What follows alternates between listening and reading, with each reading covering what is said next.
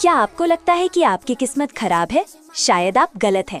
सुनिए एक ऐसे शख्स की कहानी जिसने अपनी सबसे बड़ी कमजोरी को अपनी सबसे बड़ी ताकत बना लिया। एक शख्स था जो एक पुरानी लाइब्रेरी में साफ सफाई का काम करता था। उसका एक ही सपना था, वहाँ का मेन मैनेजर बनना। एक दिन मौका मिला, सीट खाली हुई और सबने कहा कि काम के माहिर तुम ही हो, बस इस एग्रीमेंट पर साइन कर दो और कुर्सी तुम्हारी। लेकिन उस शख्स के पास एक राज था, उसे पढ़ना लिखना नहीं आता था। जब उसने बताया कि वो साइन नहीं कर सकता तो उसे नौकरी से निकाल दिया गया। लोग उस पर हंसे और उसे अनएजुकेटेड कहकर नीचा दिखाया। वो शख्स घर लौटा, परेशान था। उसे रास्ते में एहसास हुआ कि उसके इलाके में कोई अच्छी टी स्टॉल या कैफे नहीं है जहां लोग बैठकर सुकून से बात कर सके। उसने अपनी थोड़ी सी जमा पूंजी यानी सेविंग से एक छोटा सा चाय का ढाबा शुरू किया। उसने ठान ली थी कि वो मेहनत से जवाब देगा। उसका ढाबा मशहूर हो गया क्योंकि वो लोगों की बातें सुनता था और उन्हें इज्जत देता था।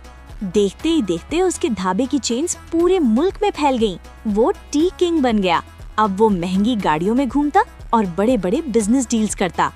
एक दिन एक नया जवान मैनेजर उसके पास कॉन्ट्रैक्ट लेकर आया। मैनेजर ने कहा, सर आपने इतना बड़ा एम्पायर खड़ा किया है, आप तो जीनियस हैं, बस यहाँ साइन कर दें।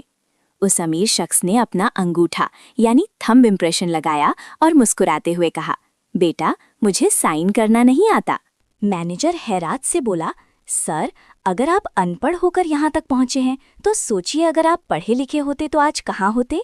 उस शख्स ने मैनेजर की आंखों में देखा और बोला, अगर मैं पढ़ा लिखा होता तो आज भी उस पुरानी लाइब्रेरी में मैनेजर की कुर्सी पर बैठकर दूसरों की फाइलें साफ कर रहा होता।